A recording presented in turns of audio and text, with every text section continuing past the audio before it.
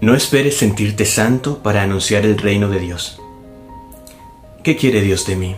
Recuerdo que por un lado sentía en mi corazón un deseo enorme de hacer la voluntad de Dios y de dar a conocer un bien tan grande a todas las criaturas, por cuanto me fuera posible. Pero por otro lado veía mis miserias, mis debilidades, y creía que no podía darlo a conocer hasta que me sintiera con la capacidad de hacerlo. Sin embargo, en las últimas semanas han surgido algunas meditaciones que quiero compartirlas con ustedes. Quizás en algunos exista el mismo pensamiento que tenía yo y no se han decidido a dar el paso para anunciar a Cristo con todas las fuerzas de su alma, alejando todo temor. Primero me detenía a meditar en el proceso que Jesús tuvo con sus apóstoles. En Mateo 10 dice: Jesús llamó a sus 12 discípulos y les dio poder sobre los espíritus impuros para expulsarlos y para curar toda clase de enfermedades y dolencias. Luego sigue diciendo: a estos 12 Jesús los envió a misionar con las instrucciones siguientes: no vayan a tierra de paganos, ni entren en pueblos de samaritanos. Diríjanse más bien a las ovejas perdidas del pueblo de Israel. A lo largo del camino proclamen: el reino de los cielos está ahora cerca. Sanen enfermos, resuciten muertos, limpien leprosos y echen demonios. Ustedes los recibieron sin pagar, denlos sin cobrar. Mateo 10. Esto me ponía a pensar en que Jesús envió a sus apóstoles a predicar el reino de Dios en un momento en el que los apóstoles aún eran inmaduros en la fe, pues más adelante lo abandonaron en su pasión.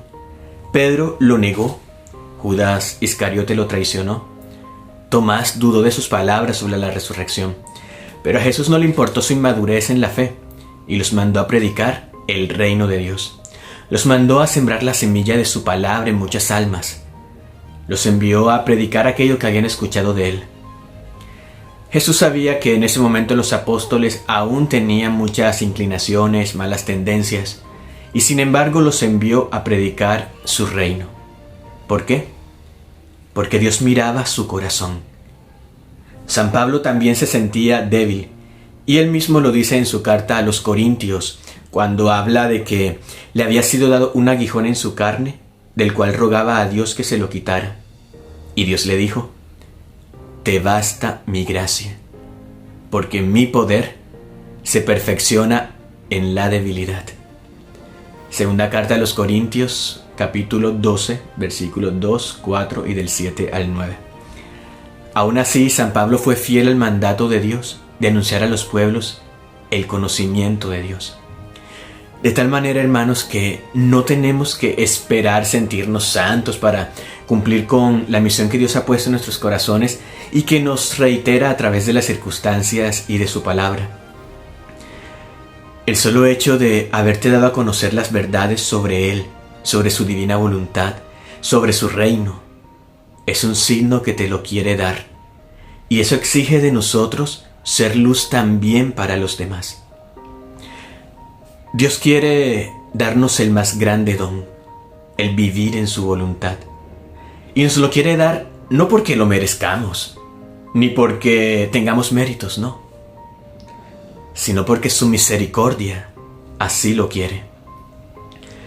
Recuerdo un capítulo de un volumen de los escritos de la sierva de Dios Luisa Picarreta, donde ella se sentía como aniquilada viendo los bienes que Dios quería darle.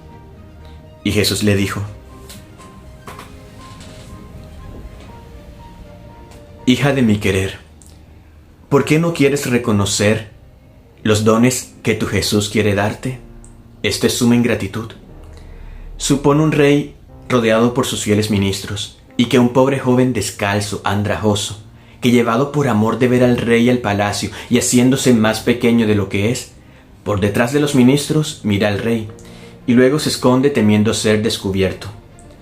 Pero el rey, poniendo en él su atención, mientras el muchacho se está agazapado tras los ministros, lo llama, lo conduce aparte. El pequeño tiembla, enrojece, teme ser castigado, pero el rey se lo estrecha el corazón y le dice: no temas, te he llamado aparte para decirte que quiero elevarte por encima de todos. Todos los dones que le he dado a mis ministros quiero que tú los superes. No quiero que salgas de mi palacio. Si el muchacho es bueno, aceptará con amor la propuesta del rey. Dirá a todos cuán bueno es el rey. Dirá a los ministros llamando a todos para agradecer al rey.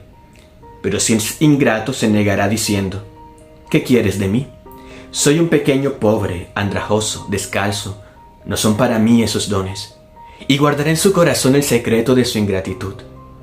¿No es esta una ingratitud horrenda? ¿Y qué será de este muchacho? Así eres tú, porque te ves indigna, quieres desembarazarte de mis dones. Queridos amigos, el hecho de sentirnos indignos, de recibir los dones de Dios o de anunciar su palabra, no debería llevarnos a despreciar dichos dones o de quedarnos con los brazos cruzados con el miedo de anunciar el reino de Dios. No, esto sería una tremenda ingratitud vestida de falsa humildad. Dios te envía a anunciar su reino sin miedo. Él conoce tus miserias, tus debilidades, tus tentaciones, tus tendencias, y también conoce tu corazón y la buena voluntad que tienes de amarlo.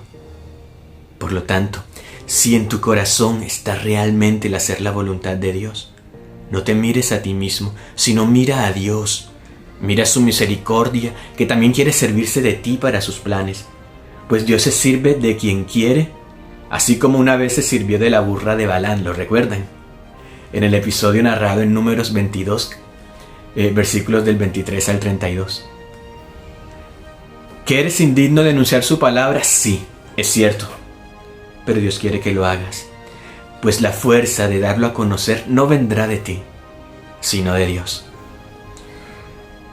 Dijo San Pablo a Timoteo, en la segunda carta a Timoteo, capítulo 1, versículo 8.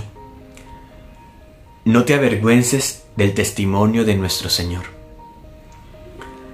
Pidámosle a Dios que sea Él mismo hablando en nosotros, obrando en nosotros, hablando sobre sus verdades en nosotros.